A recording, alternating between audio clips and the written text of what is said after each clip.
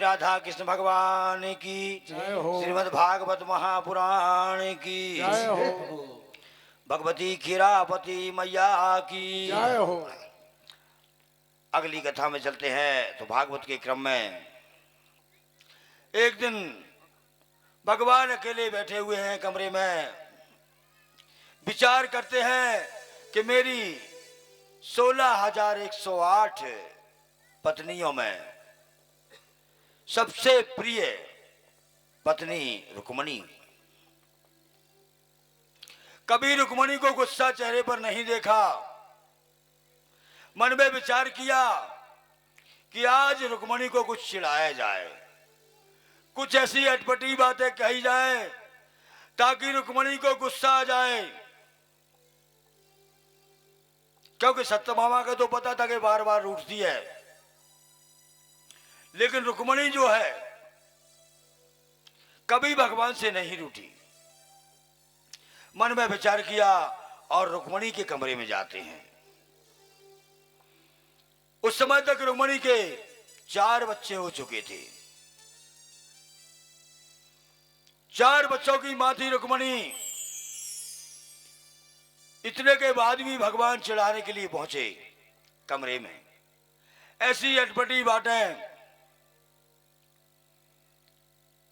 इतने भी नौकर चाकर रहने लगे थे, किसी को भी कोई कितनी बड़ी भी गलती कर दे, लेकिन रुक्मणी ने कभी गुस्सा नहीं किया, क्रोध नहीं किया। रुक्मणी के महल में जाकर भगवान एकदम शांत भाव में बैठ गए, कुछ नहीं बोले। रुक्मणी की ओर देखा, रुक्मणी बोली, भगवान आप आज उदास क्यों हैं? कन्हैया बोले, कोई खास बात नहीं है। चिढ़ाना तो था, अटपटी बातें करनी थी, गुस्सा दिलाना था, कुछ नहीं बोली रुक्मणी। कन्हैया से पूछा कि प्रभु आपके चेहरे पर बड़ी उदासी है, यदि मुझसे कोई गलती हो गई तो बताइए, मैं उसको सुधार लूंगी। कन्हैया कहते हैं, रुक्मणी क्या बताऊं, क्या गलती बताऊं तुम्हारी? गलती पे गलती किए जा रही हो, उसके बाद तुम पूछती हो कि मेरी गलती बताओ। रुक्मणी पूछती हैं कि प्रभु क्या गलती है, मुझे बताओ।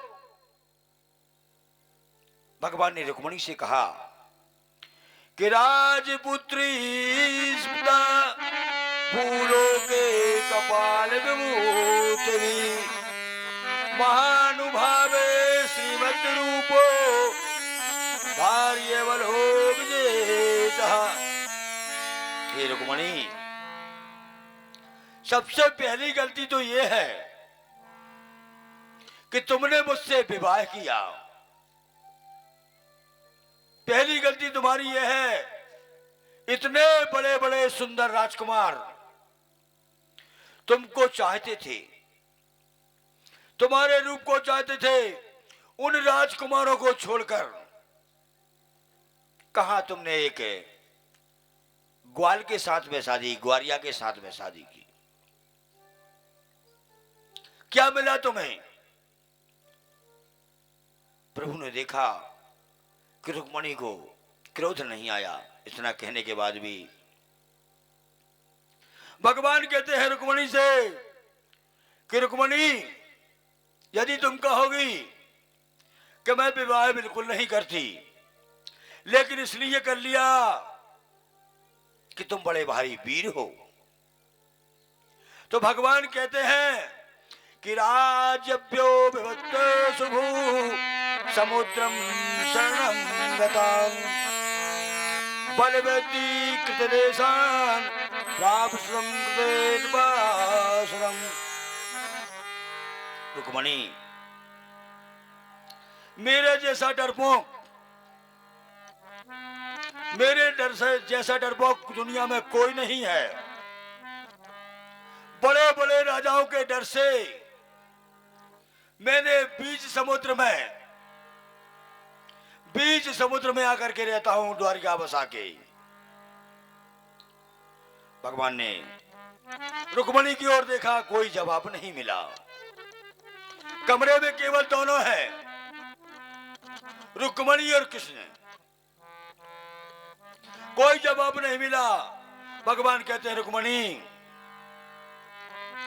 तुम कहोगी कि मैं बिल्कुल तो विवाह नहीं करती, लेकिन इसलिए कर लिया कि आप देवकी नंदन हैं। तो कोई मुझे यशोदा नंदन कहता है, कोई देवकी नंदन कहता है। मेरे तो माँ बाप का पता ही नहीं है कि असली मेरा बाप कौन है, माँ कौन है। जिसके माता पिता का पता नहीं है, ऐसे व्यक्ति के साथ में तुमको शादी करने से क्या मिला? भगवान ने रुक्मणी की ओर देखा, बिल्कुल गुस्सा नहीं आया चेहरे पर। भगवान कहते हैं, यदि तुम कहो कि मैं विवाह तो बिल्कुल नहीं करती, लेकिन इसलिए कर लिया कि तुम बड़े सुंदर हो। मैं काहे का सुंदर हूं? मेरा नाम तो कनुआ है, काला हूं, और जब से कालिया नाम को नथा है तब से और काला हो गया हूं। देखा रुक्मणी की ओर, कोई क्रोध नहीं आया। कन्हैया बोले, तुम कहोगी अजी मैं विवाह बिल्कुल नहीं करती, लेकिन इसलिए कर लिया कि तुम्हारी बड़ी बड़ाई सुनी है। तो किसने कहते हैं रुक्मणी से? रुक्मणी खड़ी खड़ी सुन रही है, क्रोध नहीं आया। तो भगवान कहते रुक्मणी, तो मेरे जो गुणगान करते हैं, मेरे जो गुणगान करते बड़ाई करते हैं, यदि तुम कहो कि कृष्ण तुम्हारी मैंने बड़ी बड़ाई सुनी है, तो मेरी बड़ाई जो करते हैं, मेरा जो गुणगान करते हैं, उनके पास रहने के लिए मकान नहीं है, पहनने के लिए वस्त्र नहीं है, खाने के लिए भोजन नहीं है। ऐसे व्यक्ति मेरे गुणगान करते हैं। कौन? बैठे बैठे चमीटा बजाते हैं और क्या कहते हैं कि रघुपति राघव राजा राम पति के पावन सीताराम।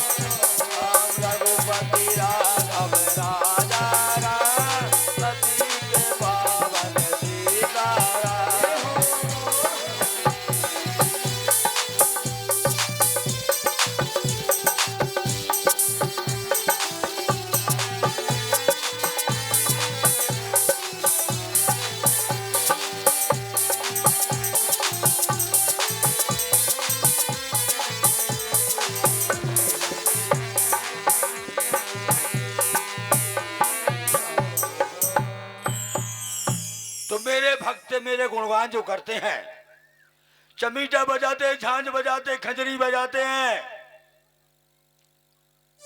मेरी कोई बड़ाई नहीं करता। मेरी जो बड़ाई करने वाले हैं वह तो भिखमंगे हैं। रुक्मणी कुछ नहीं बोली, कोई गुस्सा नहीं आया, क्रोध नहीं आया। भगवान ने सोचा अब तो अति हो गई, इतनी देर से चिढ़ा रहा हूं, इतनी देर से रुक्मणी को चिढ़ा रहा हूं, इतनी अटपटी बातें कह चुका, रुक्मणी को क्रोध नहीं आया। भगवान ने सोचा अब की बार और देखता हूं, एक बार और ट्राई करता हूं, अब गुस्सा आता कि नहीं आता। भगवान कहते हैं रुक्मणी की ओर देखा अंत में और कहते हैं कि रुक्मणी अभी भी कुछ नहीं बिगड़ा, अभी भी कुछ नहीं बिगड़ा, अभी तुम्हारे 4 ही बच्चे हैं, अभी भी तुम इतनी सुंदर दिखती हो, यदि तुम चाहो। भगवान कहते हैं रुक्मणी से कि रुक्मणी अभी भी कुछ नहीं बिगड़ा, इतनी सुंदर दिखती हो तुम, अभी भी तुम्हारे 4 बच्चे हैं, फिर भी तुम सुंदर दिखती हो, यदि तुम चाहो। यदि तुम चाहो तो तुम्हारा विवाह में शिशुपाल के साथ में या अन्य राजकुमार जो तुम चाहो उसके साथ में अभी भी कराने को तैयार हूं। कुल मिला के हिंदी में कह दिया, यदि तुम तलाक लेना चाहती हो तो अभी भी मैं तैयार हूं। रुक्मणी को गुस्सा तो नहीं आया। रुक्मणी बेहोश हो गए, मूर्छित हो गए, धड़ाम से पृथ्वी पर गिर पड़ी। जैसे ही रुक्मणी धड़ाम से गिरी, भगवान घबरा गए। यह क्या हुआ? तुरंत भगवान उस कमरे में रुक्मणी और कृष्ण के अलावा कोई नहीं था। चार भुजाएं की, चार भुजाएं धारण कर ली और चार भुजाओं से एक हाथ से पंखा डोला रहे, दूसरी भुजा से पसीना पोंछ रहे रुक्मणी का, और तीसरे हाथ से रुक्मणी को संभाल रहे हैं। चौथा हाथ लगाकर गोदी में उठाया। चारों हाथों से एक एक कार्य को किया और